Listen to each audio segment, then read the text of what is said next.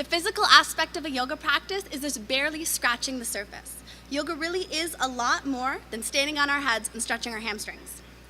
But that being said, it is the physical practice that does tend to pique our attention and draw us to yoga. And really, that's where we need to start. In the beginning, we need to learn how to move our bodies with grace and flow with the energy inside of our own bodies. We need to learn how to truly align our bodies so that we can tap into the power that we have inside. And when we start doing this, we start unraveling the tension and the stress that our bodies can carry. We begin healing our injuries and releasing our pain. But to do this, we need to tap into the mind and we need to tap into the heart.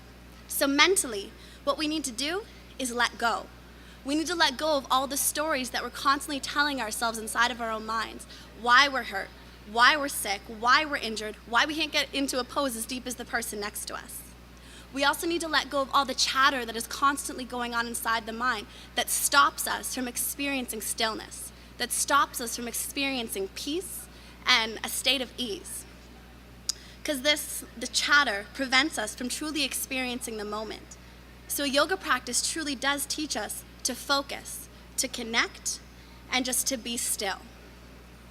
And getting even more subtle than that, we connect to the heart, the spirit, the universal love that ignites every single cell of our being. And it's this heart virtue that sets yoga aside from a lot of other physical activities or exercise routines. It's through connecting to our heart that the transformation that a yoga practice can bring truly happens. As we shed away these layers of physical and mental stresses, injuries, traumas, and pains, we allow the heart's light to grow brighter. We can connect to the amazing, vibrant being that we are on the inside, not the car we drive, not the clothes we wear, or the house that we live in. We can connect to who we are on the inside, the very essence of our being. And when we learn to live our lives in a place of love, live in this open place, we truly learn to open our eyes up to see how amazing and beautiful life really is. We begin living our lives with our truest potential because we deserve to. We start to see that life is not a problem to be solved, but an experience to be lived and had. And what an amazing experience it is if we choose to embrace it.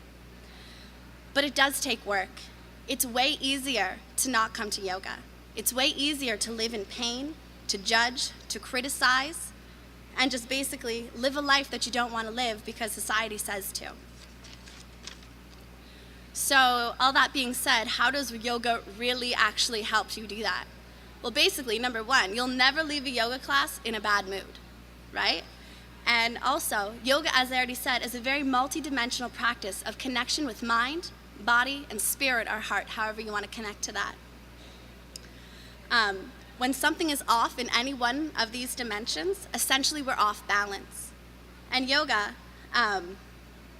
is really here to help us restore that balance. And it's here to bring unity of the mind, body, and heart back in order so that we can truly experience a positive and happy lifestyle on all levels.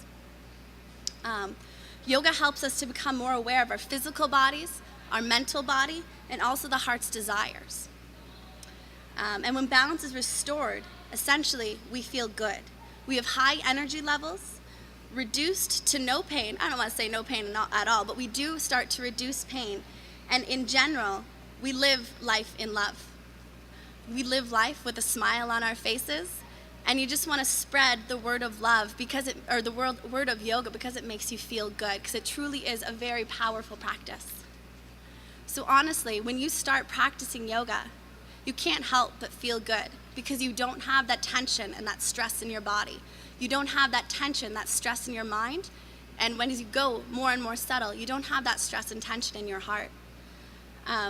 So really, you can't help but radiate with that vibrant energy of love because feeling good consumes you, just like any other emotion does. But when you start to practice yoga, you tend to gravitate towards those more positive emotions.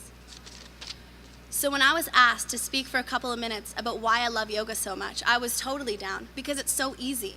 I love yoga because it's awesome. It truly is a transformational practice that really does consume you.